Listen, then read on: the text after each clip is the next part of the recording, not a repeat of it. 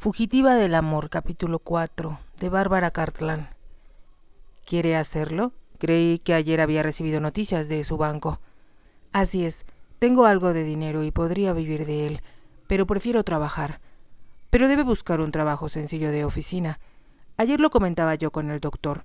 Dice él que debe tomar las cosas con calma, cuando menos durante 3 meses. El comentario reveló a Fleur que la señora Reynolds ya tenía la idea de deshacerse de esa huéspeda inoportuna que su hijo había llevado a la casa. «Iré hoy mismo», contestó. En la agencia de empleo se mostraron comprensivos y atentos, y la joven que la entrevistó estaba enterada de la aventura que corriera con Jack para escapar de los alemanes.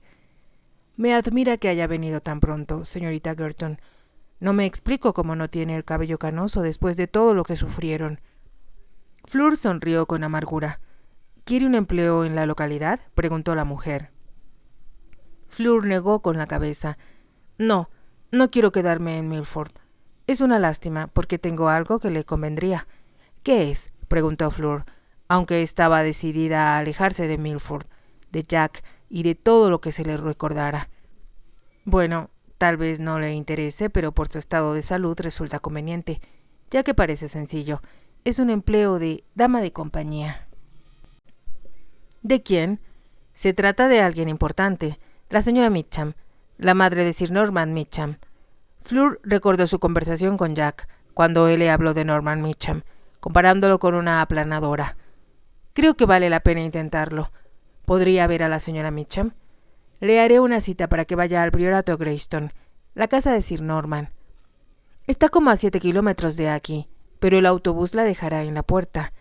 Me agradaría tener una entrevista con ella». Fleur sintió una súbita curiosidad por conocer a Sir Norman y a su madre. No sabía por qué. La historia de esa importante fábrica que había comenzado casi de la nada era algo fascinante. «Veré si puedo arreglarlo. Espéreme un momento».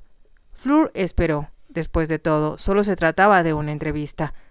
No necesitaba el empleo y no lo aceptaría si no le agradaba. Si lo hacía, estaría bastante lejos de Jack y de todos modos, él se marcharía pronto.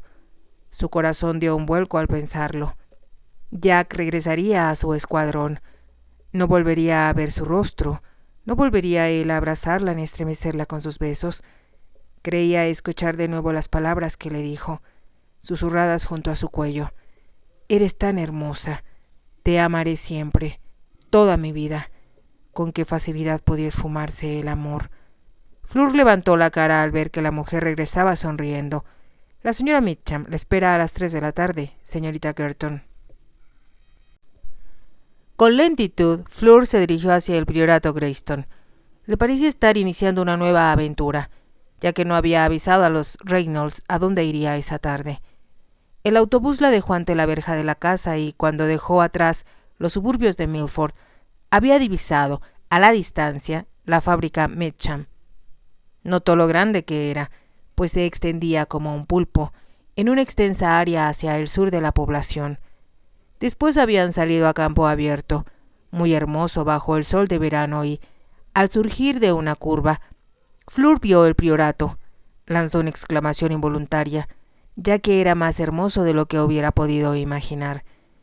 Aunque el nombre sugería que era una mansión antigua, supuso que Norman Meacham vivía en una casa nueva o, al menos, algo llamativa. Pero el priorato era un conjunto que había crecido a través de varias generaciones, aunque la estructura original debía datar del siglo XV. No solo la casa era encantadora, sino sus alrededores. Casi al pie de la puerta principal había un lago pequeño rodeado por una balaustrada de piedra gris, donde se deslizaban cisnes negros. El cielo se reflejaba en el agua y el sol la hacía parecer un espejo mágico. Detrás de la casa surgían altos y oscuros cipreses, que habían sido plantados no solo como un muro protector, sino como estuche de una preciosa joya. «Es preciosa», pensó Fleur, casi decidida a reconocer que le gustaría vivir allí. El interior era tan bello como el exterior. El mayordomo la condujo a través del vestíbulo amueblado con piezas valiosas, y por todas partes colgaban cuadros que eran verdaderas obras de arte. No cabía duda de que Sir Norman tenía buen gusto y Fleur Se preguntó dónde lo habría adquirido. El mayordomo la hizo entrar en una habitación pequeña, de exquisito mobiliario, y le pidió que esperara. A través de la ventana, Fleur vio un jardín de rosas construido alrededor de un reloj de sol y una vereda algo distante que conducía a un templo griego. Este lugar debe ser famoso, pensó, tratando de recordar si había leído algo acerca de él en los libros de su padre. Haga el favor de acompañarme, señorita. El mayordomo la guió hacia la escalera. Atravesaron una amplia galería de gruesa alfombra y después se abrió una puerta y la anunciaron. Fleur permaneció inmóvil, indecisa y sorprendida por lo que veía. La habitación era grande y tenía un muro provisto de varias ventanas. En los otros muros había espejos, de modo que el efecto total era muy luminoso. Al fondo, en un gran lecho de postes con cortinas de terciopelo carmesí, rematadas con plumas de avestruz, reclinada sobre una pila de cojines, se encontraba la anciana más sorprendente que jamás viera. Seguramente tenía muchos años, pero lucía una peluca de rizos cobrizos y ropa al estilo de la reina Alejandra. Un chal de encaje rodeaba sus hombros, bajo el cual podía verse una bufanda de tul que cubría su arrugado cuello, y en sus manos, enrojecidas y deformadas por el reumatismo, llevaba varios anillos. Los resplandecientes zafiros, rubíes, diamantes y esmeraldas se reflejaban en los espejos cuando agitaba las manos para indicar a Fleur que entrara. «Venga y siéntese, querida. Mi hijo dijo que regresaría para entrevistarse con usted, pero, como siempre, se retrasó. Es lo que se puede esperar estos días, impuntualidad y descortesía, además de esta latosa guerra, ¿no le parece?» Fleur no supo qué contestar. Tímidamente, sintiéndose como atontada, se acercó a la cama y se sentó en una silla que le proporcionó el mayordomo. Vista de cerca, la anciana era todavía más fantástica, pues se había empolvado el rostro de blanco y pintado las cejas con lápiz negro. Fleur observó los grandes diamantes en forma de pera que llevaba en los oídos y el bello brazalete de diamantes que relucía bajo la manga tejida de su camisón. La colcha era de encaje antiguo sobre suave satén, y Fleur notó divertida que estaba casi toda cubierta por libros, cajas, revistas y figurines de modas. «Ya puede retirarse, Barham», indicó cortante la anciana al mayordomo, y después se volvió hacia Fleur. «Bien, borré de su cara esa expresión y hábleme de usted. Oh, lo siento. No se disculpe. Todos se sorprenden cuando me conocen, pero después se acostumbran. Uno se puede acostumbrar a todo, y le aseguro que soy mejor que la mayoría de las ancianas con sus tejidos, su loro y su afán de criticar todo lo que es joven y atractivo. ¿Usted disfruta de la vida?» «Lo intento. Eso esperaría yo de alguien de su edad. Bien, yo también la disfruto, y no quiero a mi alrededor gente con caras largas que esperan que no lo haga solo porque ya tengo un pie en la tumba. Ahora hábleme de su fuga de Francia. ¿Está enterada?» Claro, me lo dijeron en la agencia. Estaban encantados de poder ofrecerme algo interesante, para variar. Tontas hijas de párrocos o viejas amargadas es lo que suelen sugerir. Sí, me lo contaron, pero quiero conocer su versión. ¿Se casará usted con el jovencito? Fleur se ruborizó, sin poderlo evitar, y la anciana rió. Toqué una fibra sensible, ¿verdad? No me casaré con el señor Reynolds. Está comprometido con otra. Así que busca empleo. ¿Cree que yo le convenga? ¿No debe ser al revés? Yo me decidí en cuanto entró en mi cuarto. La vi y pensé, esa es la joven que necesito. Bonita, atractiva, con carácter y capaz de resistir que la molesten 24 horas al día. ¿Me va usted a molestar? Por supuesto, molesto a todos, incluso a mi hijo, aunque le gusta fingir que no es así. Si no se puede hacer eso después de los 70 años, ¿cuándo entonces? Tuve una vida dura y ahora me desquito.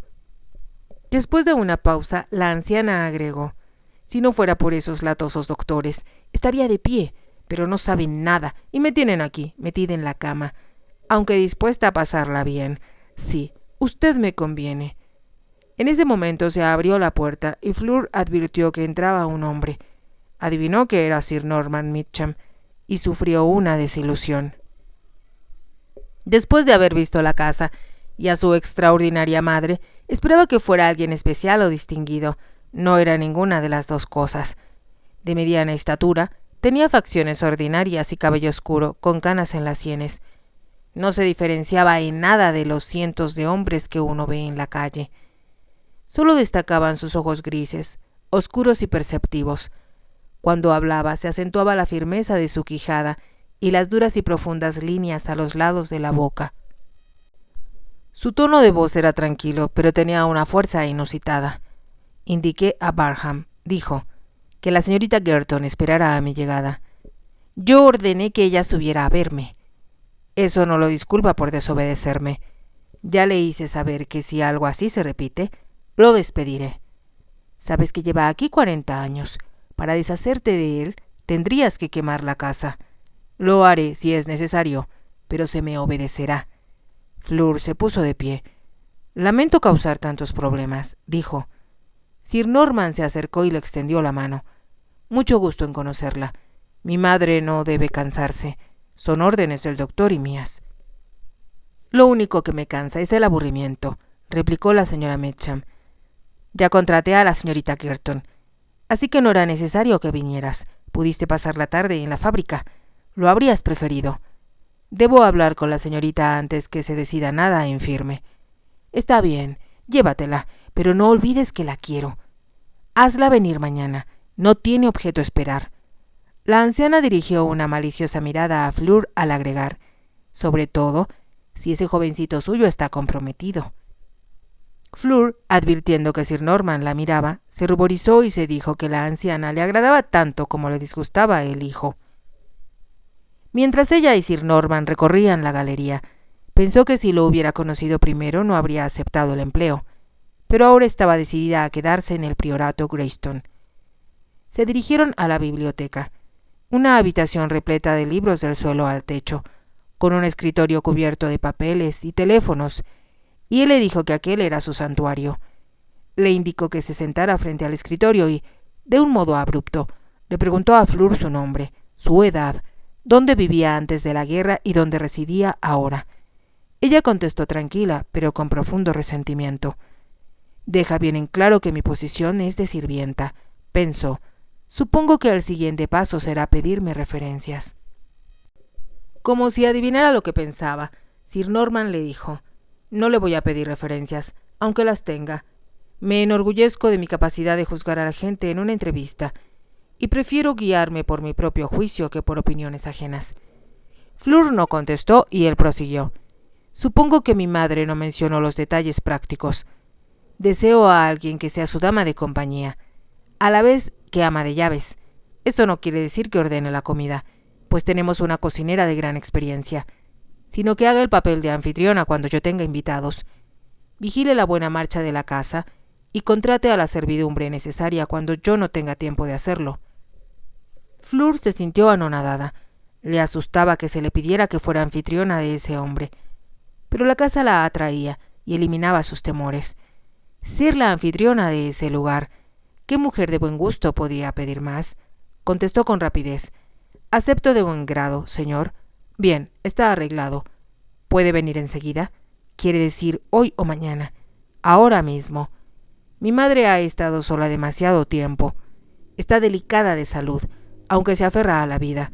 Los doctores insisten en que se le mantenga ocupada y entretenida sin que haga ningún esfuerzo físico, pero no siempre es fácil. Puedo empezar enseguida, pero debo ir a recoger mi equipaje. La enviaré en un automóvil. Su salario será de 100 libras al año. ¿Es suficiente? Oh, sí. Que un auto lleve a la señorita Girton a recoger su equipaje. Ocupará la habitación tapizada del primer piso y la sala de estar contigua, ordenó Sir Norman a Barham. Sí, señor. Y, por favor, informe a la servidumbre que la señorita estará a cargo de la casa y que todas las preguntas que yo no deba responder personalmente se le harán a ella. ¿Comprende? Sí, señor Norman. Muy bien. Sir Norman se puso de pie y mientras estrechaba la mano de Fleur agregó: la veré esta noche. Sin añadir una palabra más, se retiró y Fleur pensó que podía haber agregado alguna frase amable. Al quedarse sola la invadió el temor. Todo había transcurrido tan rápido que había olvidado a Jack, pero ahora la agobió su recuerdo y la amargura de rememorar los días en que habían sido tan felices. No podía enfrentarse al hecho de que Jack, como el resto de la gente que amó y perdió, pertenecía a su pasado y que no representaba nada para su presente o su futuro. No podría despedirse de él porque volvería tarde a casa, tal vez después de la cena. Pensó que era mejor así, marcharse sin decir adiós, aunque era más fácil pensarlo que hacerlo. Las lágrimas arrasaron sus ojos y sintió el loco impulso de retractarse, de ir en busca de Sir Norman y decirle que no podría volver esa noche.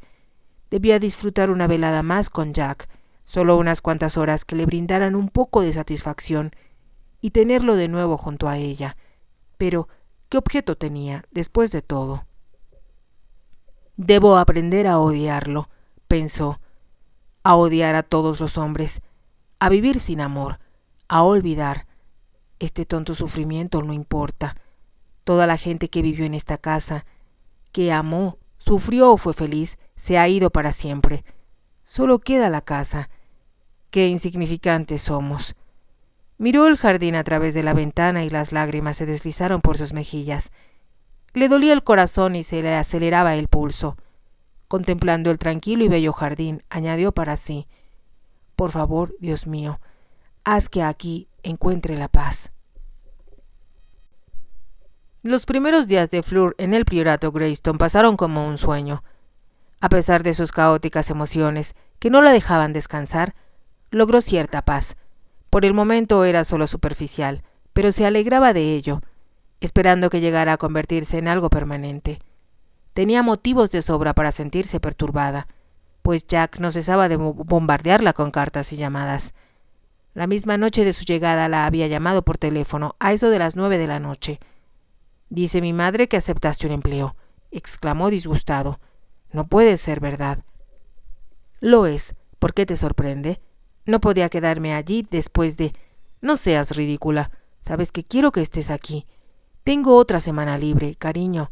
No puedes dejarme así. Por favor, Jack, sé sensato», había contestado Fleur, luchando por no dejarse conmover por la voz de él. «Te dejé una nota de despedida. No puedes dejarme», repitió él casi a gritos. «Puedo y lo haré, y ya no debo hablar más. Adiós, mi amor». La última palabra, a su pesar, escapó de sus labios, y colgó el teléfono, consciente de que temblaba y estaba a punto de echarse a llorar. Regresó al lado de la señora Mitcham, con quien había estado charlando cuando Barham le avisó que la llamaban por teléfono. Trató de recobrar la compostura y de comportarse con naturalidad, pero a la anciana no se le escapaba nada. «Con seguridad era ese joven», dijo, y como Fleur no contestara, continuó: «Se siente desdichada, pero me atrevo a jurar que él no merece ni una lágrima de esos bonitos ojos. Siga mi consejo, querida, y olvídelo». La anciana rió y Fleur se sentó junto a la cama, irritada por esa intromisión en sus asuntos privados. De pronto la señora estiró la enjollada mano y tomó la de Fleur. «No sufra, niña. Verá que todo es para bien, a la larga. Es poco consuelo cuando el corazón sangra, pero más tarde comprenderá que tengo razón». La ternura de su voz había hecho que las lágrimas corrieran incontrolables por el rostro de Fleur. «Vamos, vamos. Soy una vieja sin tacto, pero tiene que aceptarme así. Soy demasiado anciana para cambiar. Cuéntemelo todo, le hará bien. Ha controlado sus sentimientos y están a punto de estallar». Y, aunque parecía increíble, Fleur se lo había contado todo. Después se preguntó por qué lo hizo. ¿Se habría debido al natural deseo femenino de confiar en alguien compasivo? ¿O fue porque la señora Mitcham, a pesar de su apariencia, tenía la virtud de provocar las confidencias? Más tarde se enteró de que su última conjetura era la correcta. La gente de toda clase y condición confiaba en ella y le contaba sus problemas. La anciana estaba enterada de todo, y no existía entre la servidumbre de la casa ningún conflicto sentimental o humano que no se sometiese a su consideración. Una de las razones que la impulsaban a proceder así era su constante interés en la humanidad. Nada le parecía demasiado trivial o pequeño para ignorarlo. Como era demasiado vieja para tener un papel activo en la vida, La vivía a través de la gente que acudía a pedir su ayuda. Una tarde, cuando hablaban del priorato, Fleur le dijo: «Debe recompensarla por todo, incluso por estar recluida en la cama, vivir rodeada de tanta belleza. Si cree eso, creerá cualquier cosa. ¿Supone que no preferiría la salud de mis piernas que todas estas fruslerías? Nunca me impresionaron los vestíbulos de mármol, ni el brillo de las casas elegantes. Deme una barra ancha, pulida, donde apoyar mis codos y una buena charla. Ese es el ambiente al que pertenezco». Fleur la miró con los ojos muy abiertos y la señora Mitcham rió. «¿No se lo contaron? Pensé que ya habrían llegado a usted las habladurías. Sí, fui camarera de un bar y no me avergüenzo de ello, y tampoco de que, cuando era joven, fui la chica más popular de mi pueblo. Pero entonces Albert Mitcham se presentó y me casé con él. A veces pienso que fue una tontería, que debí limitarme a divertirme, pero él insistió en casarse y en aquellos días pensábamos que el amor lo era todo.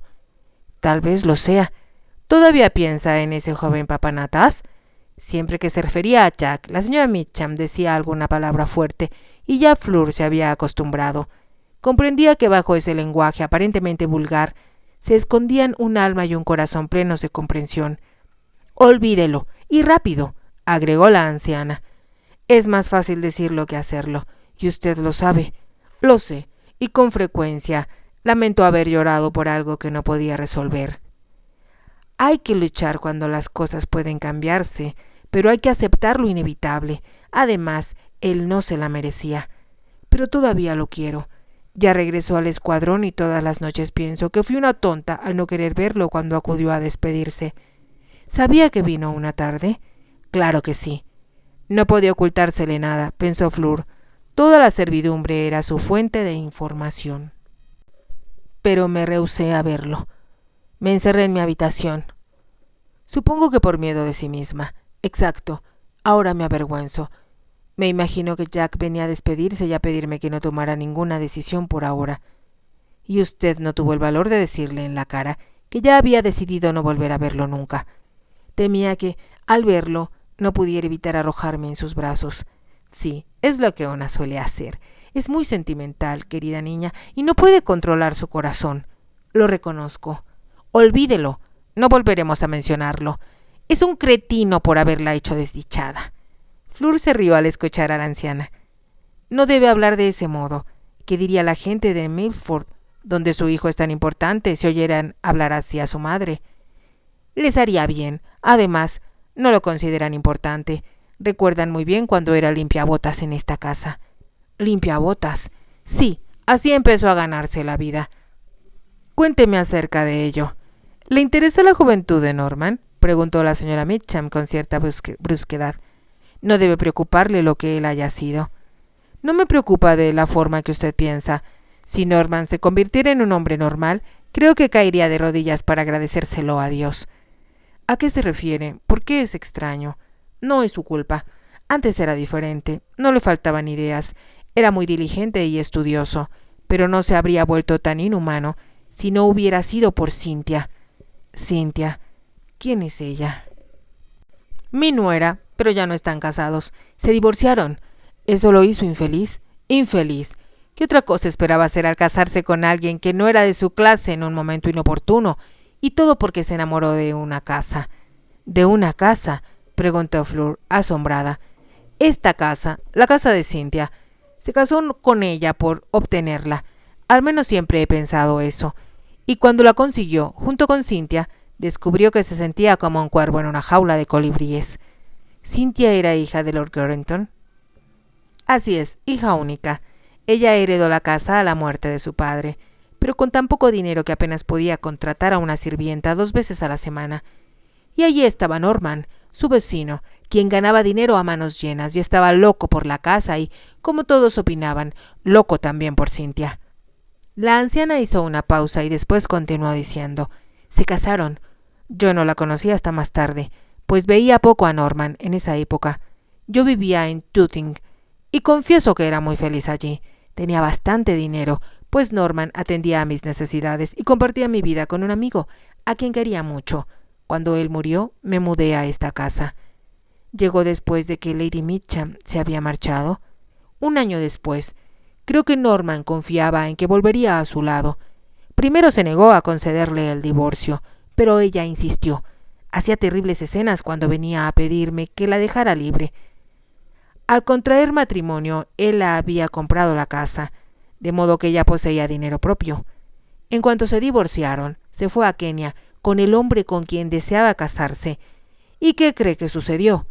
El día anterior a la boda, al salir de una fiesta que les habían ofrecido, él sufrió un accidente y se mató. ¡Qué terrible! No he vuelto a ver a la que fue mi nuera. Se cambió el apellido. Se hace llamar Lady Cynthia Ashwin, que es el segundo apellido de los Greyton. Creo haber visto su fotografía en alguna revista. Es muy bella. Eso dicen todos, pero a mí me parece mal. Las mujeres van tan delgadas, aunque tenía encanto personal y podía ser muy agradable si lo deseaba. Conmigo fue muy amable. La anciana se detuvo. Recuerdo cuando la conocí. Norman temía que se escandalizara, pero Cynthia se rió de todo lo que le dije y me besó al marcharse. Recuerdo que me dijo: debimos conocernos antes, me educaron para apreciar lo auténtico, lo que no soporto es la falsedad. Era toda una dama de buena cuna y, mientras charlábamos, Norman se mostraba inquieto. No me lo imagino así, siempre parece muy controlado. Lo es ahora, se ha educado a sí mismo. Creo que trata de lograr la imagen perfecta del gran hombre de negocios. Ya sabe a lo que me refiero. El tipo frío y duro, dispuesto a firmar un cheque de muchos ceros sin parpadear. Creo que es un poco cruel con su hijo. Lo soy, tal vez. No procede como un ser humano. No tolero su altivez. Preferiría a un hijo que llegara y me dijera: ¿qué te parece? Acabo de violar a la doncella. Fleur sabía que la señora Mitcham no era muy sincera. ¿Y él todavía ama la casa? No lo sé. A veces creo que la detesta. Cuando Fleur bajó a cenar esta noche con Sir Norman, lo observó con mayor interés. Era extraño imaginar todo lo que le había sucedido. Se había casado y perdido a su esposa. Se encaprichó con la casa donde trabajara de niño y logró adquirirla. Fleur deseó poder saber más. Estaba segura de que muchas de las cosas que le había contado la anciana las había escuchado de alguien más, ya que Sir Norman no era el tipo de hombre capaz de discutir con nadie las intimidades de su vida. Su madre había hecho conclusiones a base de unir piezas de conversaciones sueltas. Deseó poder hacerle algunas preguntas y observar sus reacciones, pero tuvo miedo. Norman Mitcham inspiraba temor, y Fleur empezaba a comprender por qué Jack lo describía como una aplanadora. Casi no hablaba y a Fleur la ponía nerviosa los largos silencios en la mesa. Trató de hablar de su trabajo, pero él contestaba con frases cortas, y si alababa los tesoros de la casa, respondía del mismo modo. A veces le daba algunos datos, pero era como si recitara un párrafo de una guía de turistas, con cosas aprendidas de memoria, y después volvía a sumirse en su impenetrable silencio. Esa noche, Fleur se dio cuenta de que él la miraba muy pocas veces directamente a la cara. Era como si evitara fijarse en ella. De pronto Fleur pensó: creo que me tiene miedo. Se dijo que tal vez había encontrado la clave del carácter de Norman Mitcham. Tiene miedo de las mujeres, de todas. ¿Cuánto lo haría sufrir Cynthia? Fleur recorrió con lentitud la galería que conducía al ala oeste de la casa. A veces se detenía para observar algún cuadro, pero su interés era fingido. Era solo curiosidad de la que se sentía un tanto avergonzada, la que la impulsaba a realizar ese recorrido, curiosidad por la esposa de Norman Mitcham. Sin poder explicarse el motivo, no cesaba de pensar en Lady Cynthia. Ahora sabía que no era el buen gusto de lo que había admirado al llegar, pues la casa había permanecido intacta desde que él la ocupó. Le resultaba imposible no considerarlos a él y a su madre como intrusos, y a veces sentía un poco de resentimiento contra ellos, en especial por Sir Norman. Cuando Sir Norman permanecía en silencio durante las comidas, ella imaginaba a los elegantes Ashwin, que parecían observarlos desde sus retratos, preguntar: ¿y qué podía esperarse de un negociante? Tal vez fuimos malos, pero conocíamos el arte de vivir. Este hombre no sabe más que hacer dinero. Fleur quiso saber algo más acerca de Lady Cynthia y buscó en la casa señales de su presencia. Era imposible que ella, a quien imaginaba vital y vivaz, hubiera vivido allí sin dejar huella de su paso. Ese día se propuso visitar su dormitorio, pues durante el primer recorrido de inspección que hizo, la doncella principal no había querido abrir una de las habitaciones. Se mantiene siempre cerrada, por órdenes de Sir Norman, le había explicado. Nunca la limpian, una vez al mes, y yo lo hago. Fleur no había insistido entonces, pero ahora se proponía satisfacer su curiosidad. Cuando llegó a la puerta de la habitación vio la llave en la cerradura, la hizo girar y entró, advirtiendo en el acto una ligera, casi imperceptible fragancia. Cerró la puerta y abrió las cortinas para que entrara el sol. Su primera impresión fue de desencanto. No había en aquella habitación nada personal o algo íntimo, nada que hablara de la imagen que ella se había formado de Cynthia. Era absurdo sentirse tan defraudada, lo comprendía, pero había esperado enterarse de muchas cosas de esa mujer que había vivido y sufrido en esa casa y huido después. En un impulso abrió una puerta al fondo. Daba a un baño decorado de rosa y azul, igual que el dormitorio. No había nada más que ver. Observó un armario y, con cierta sensación de culpabilidad, abrió uno de los cajones. Es parte de mi trabajo, pensó, ver que todo esté limpio. Pero sabía que era una mentira. Los cajones de arriba estaban vacíos, pero en el más bajo encontró varios álbumes y una caja. El corazón le dio un vuelco en el pecho. Eran álbumes de fotografías. Los abrió. Era lo que buscaba. Había instantáneas de la casa, del jardín, de grupos de gente con raquetas de tenis o sentados bajo los árboles. Pero entre tantas mujeres no sabía quién era Cynthia, pues tal vez ella era quien había tomado las fotos. Al fin encontró lo que buscaba, una foto que había sido sacada de un marco. Esa era Cynthia. No cabía duda, pues tenía un gran parecido con muchos de los Ashwin, cuyos retratos colgaban de las paredes en toda la casa.